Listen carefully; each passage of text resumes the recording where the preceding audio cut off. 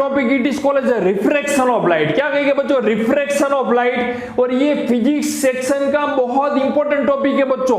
तो refraction of light topic हम start करते हैं और ये हम आपका फिजिक्स का लाइट चैप्टर देख रहे हैं। तो मैंने स्टार्टिंग में ही बताया था बच्चों, ये लाइट चैप्टर कितने पार्ट में डिवाइड होता है? मेनली 2 पार्ट्स में। तो हमने स्टार्टिंग में हमने ये रिफ्लेक्शन पार्ट कंप्लीट कर चुके हैं और अभी पढ़ना है बच्चों, क्या पढ़ना है आपको? रिफ्रैक्शन। क्या पढ़ना है? रिफ्रैक्शन बच्चों, ठीक है। तो ये पार्ट हमें अभी आपका नेक्स्ट इंपॉर्टेंट टॉपिक है रिफ्रैक्शन ऑफ लाइट। तो रिफ्रैक्शन की बात की जाए तो कोई भी रेज, ठीक है, कोई मीडियम से क्रॉस कर जाती। सपोज कोई लाइट की रेज आ रही है यहां से और इसको क्रॉस करके बैंड हो जाती, दूसरे मीडियम में चली जाती, इसको क्या कहेंगे बच्चों? रिफ्रैक्शन। अगर ये प्रैक्टिकल एग्जांपल देखना हो तो मैंने स्पेक्स पहने, बहुत बच्चे स्पेक्स पहनते हैं, तो अगर स्पेक्स की वजह से हम कोई भी चीज को क्लियर देख पाते हैं, हालांकि स्पेक्स में निकाल दूं तो मैं क्लियर देख नहीं पाता बच्चों। तो लाइट की रेज यहां से आके दूसरे मीडियम में चली जाती है, इसको क्या कहेंगे? Refraction. It is a practical example of refraction, ठीक है।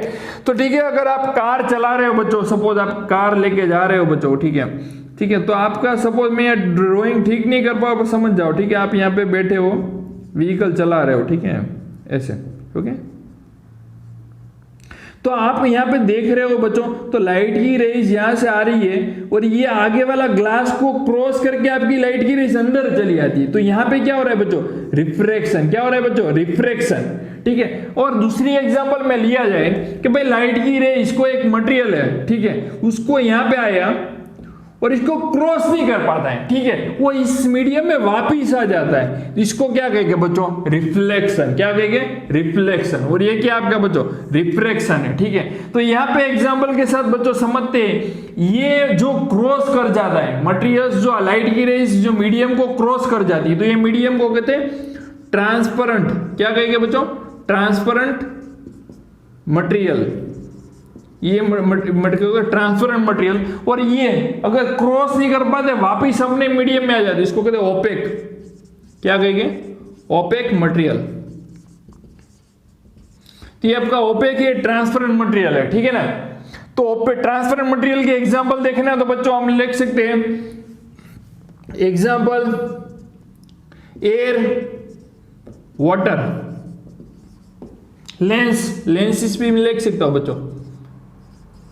तो ये all are example of the transparent material. Opaque material के एग्जांपल लिखना हो तो बच्चों आप वुड लिख सकते हो, आयरन लिख सकते हो, ये सब आपके कौन से? ओपेक मटेरियल के एग्जांपल है। समझ में आ रहा है? तो लाइट की रेज अगर इस मीडियम को क्रॉस करके दूसरे मीडियम में चली जाती, तो मतलब कोई मटेरियल अपने अंदर अलाउ करता है भाई लाइट की रेज को पास होने के लिए, वो मटेरियल को क्या कहेंगे बच्चों? ट्रांसपेरेंट मटेरियल कहेंगे। और जो मटेरियल अपने अंदर के अलाउ नहीं करता है उसको कहते हैं ओपेक मटेरियल। एग्जांपल आपके सामने है, बोर्ड से यहाँ पे लाइट की रेज आ रही है आपकी, यहाँ पे मैंने ट्यूबलाइट से लाइट की रेज आती तो रिफ्लेक्ट होकर उसी मीडियम में वापस आ जाती, इसको कौन सा मटेरियल कहेंगे? बोर्ड को ओपेक मटेरियल। बट सपोज यहां से लाइट की रेज ये मेरे स्पेक्स के ग्लास है तो इसको क्रॉस करके इस मीडियम में आ जाती, इसको क्या कहेंगे? Transparent material. समझ में आ रहा है सबको? ठीक है, तो अभी हमारा मेन टॉपिक पर चलते हैं, रिफ्रैक्शन। ठीक है, तो मैं डायग्राम बना देता हूं, देखते रहिए बच्चों। तो ध्यान से देखते रहो। रिफ्रैक्शन, अभी हम लोग मेन हमारे टॉपिक पे आते हैं बच्चों। रिफ्रैक्शन सपोज मैं यहाँ समझने के लिए यहाँ पे इंटरफेस बना दिया तो डायग्राम से समझते हैं बच्चों। ये आपका इंटरफेस है, मतलब दो मीडियम को अलग करता है इंटरफेस। यहाँ पे मीडियम 1 है, उसका रिफ्रैक्टिव इंडेक्स n1 है, यहाँ पे मीडियम 2 है, उसका रिफ्रैक्टिव इंडेक्स बच्चों n2 है। अब लाइट की रेज कोई बच्चों सपोज ऐसे आ रही है, ठीक है, ये यहाँ पे एरो से बना दिया, लाइट की रेज ऐसे आ रही है, यहाँ पे बच्चों नॉर्मल बना दिया, इसको जाना ऐसे जाएगा but it will bend toward the normal. Normal की तरफ क्या हो गई बच्चों? बेंड हो गई, ठीक है। यहाँ पे बच्चों एंगल में बना दिया, इसको एंगल ऑफ इंसिडेंट कहते हैं, इसको एंगल ऑफ रिफ्लेक्शन कहते हैं, एंगल आर। ठीक है, ये आपका इंसिडेंट रे बच्चों, ये इंसिडेंट रे, ये बच्चों नॉर्मल, इन्हें रिफ्लेक्टेड रे बच्चों, क्या है? Reflected ray. तो ठीक है, तो इसकी डेफिनेशन आपको रिफ्रैक्शन की समझनी हो तो इसकी डेफिनेशन ये है बच्चों, बेंडिंग ऑफ लाइट। लाइट की रेज बेंड होती है when it pass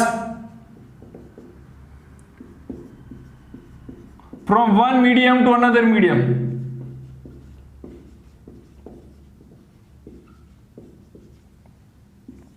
Another medium, इसको क्या कहेंगे बच्चों? इसको क्या कहेंगे?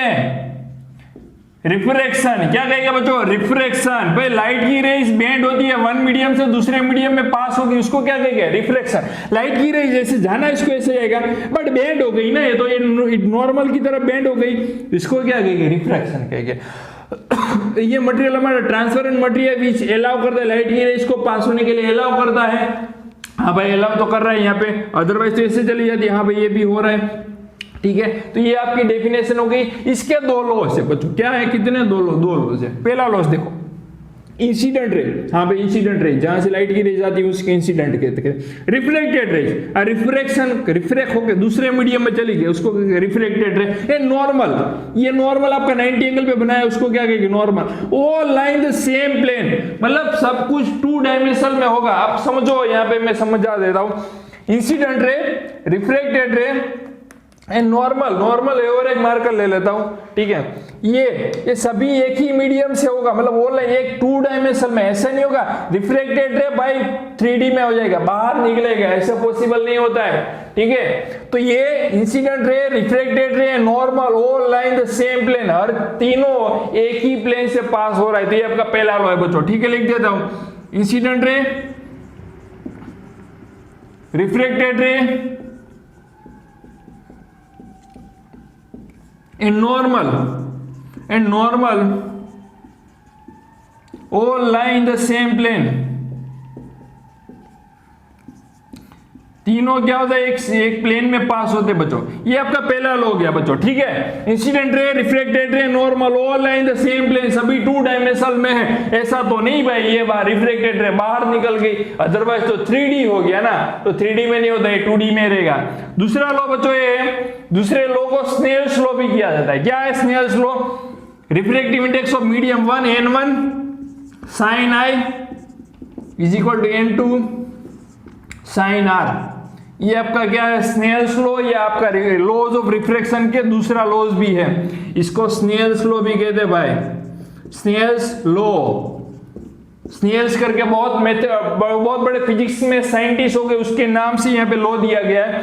तो साइन आई, इसको ऐसे भी लिख सकते हो, अपॉन साइन आर बच्चों is equal to n2 upon n1. n2 1 भी लिख सकते हो. ठीक है, तो ये बच्चों आपका दूसरा लॉज है. n1 sin i, n1 और मल्टीप्लाई एंगल ऑफ इंसिडेंट का साइन इज इक्वल टू किसके बराबर होगा? n2. ठीक है, रिफ्रैक्टिव इंडेक्स ऑफ मीडियम 2 और sine r angle of refraction. ये दूसरा लॉज है. ठीक है, तो 2 लॉज है रिफ्रैक्शन में. पहला law, incident ray, refracted ray and normal, all line the same plane, सभी एक ही प्लेन से पास होगा. ये पहला लॉ हो गया. दूसरा law, n1 sin i, refractive index of medium 1 multiply sin i is equal to n2 sin r. ये आपका कौन सा हुआ? दूसरा लॉ. इसको स्नेल्स लॉ भी कहते हैं. ठीक है, तो ये 2 लॉज हो गए. सपोज यहाँ पे कोई हमने इंटरफेस बना दिया बच्चों, इंटरफेस फेस. यहाँ पे मैं वाटर एयर ले लेता हूं. क्या ले लिया बच्चों? एयर. तो n refractive index of air का बच्चों 1 है, और यहाँ पे मैंने ले लिया बच्चों वाटर ले लिया. क्या ले लिया? वाटर, पानी है, और इसका रिफ्रैक्टिव इंडेक्स 1.5 है, इसका 1 दे दिया. ठीक है, तो यहां पे बच्चों में ध्यान से देखो, कोई लाइट की रेस ऐसे आ रही बच्चों, ये नॉर्मल बना दिया भाई. 90 एंगल पे जो लाइन पास होती है उसको क्या कहेंगे? नॉर्मल. ये इंसिडेंट रेज है, जो लाइट की रेज आती है. अब इसको जाना कैसे जाएगा? ऐसे जाएगा. बट देखो ध्यान से देखो, ये अगर लाइट की रेज रेयर मीडियम, मतलब इसका रिफ्रैक्टिव इंडेक्स 1 है, इसका 1.5 है, तो इसके कंपेयर में इसका रिफ्रैक्टिव इंडेक्स तो कम ही हो गया. तो इसका मतलब ये कौन सा मीडियम हुआ? लाइटर. या आप ऐसा भी कह सकते हो रेयर, मतलब क्या होता है? हल्का मीडियम. और ये क्या हो गया? डेंसियर मीडियम. ठीक है, तो अगर लाइट की रेज अगर रेयर मीडियम से डेंसियर मीडियम में आती है तो it will bend toward the normal. Normal की तरफ क्या हो जाएगी? बेंड हो जाएगी. ठीक है बच्चों, तो एंगल आई और ये एंगल आर है. ठीक है, तो अगर इसको आप एक्सटेंड करोगे तो ऑब्जेक्ट हालांकि है यहाँ पे, पर दिखेगा आपको कहाँ पे? यहाँ पे दिखेगा. तो when light rays pass from rarer medium to denser medium, it will bend toward the normal. It is your first law.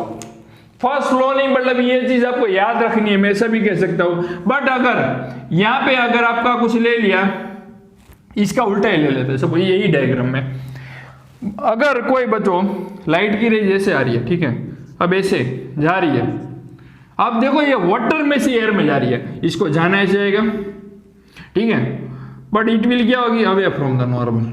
When light rays pass from denser to rarer, denser से रेयर में जाएगी तो normal से away हो जाएगी, उसको जाना ऐसे जाएगा, बट नॉर्मल से क्या हो जाएगी बच्चों, अवे हो जाएगी, तो एंगल ऑफ रिफ्रैक्शन हो जाएगा और एंगल ऑफ इंसिडेंट तब हो जाएगा।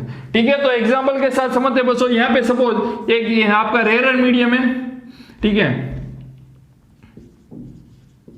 और यहाँ पे डेंसियर मीडियम है, तो when light rays pass from rarer to denser it will bend toward the normal, normal की तरफ क्या हो जाएगी बच्चों, बेंड हो जाएगी, angle of incidence, angle of reflection, ये नॉर्मल है बच्चों, और ये भाई साहब आपका इंसिडेंट रे है, रिफ्लेक्टेड रे है।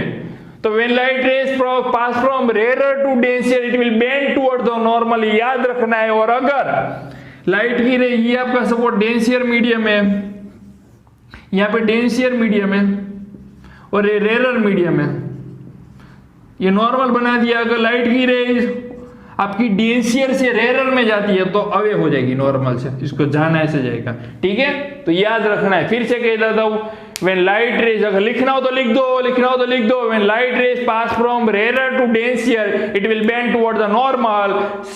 अनदर थिंग, अगर लाइट की रेज डेंसियर से रेयर में जाती है तो it will away from the normal, ये याद रखना है आपको। ठीक है, थैंक यू।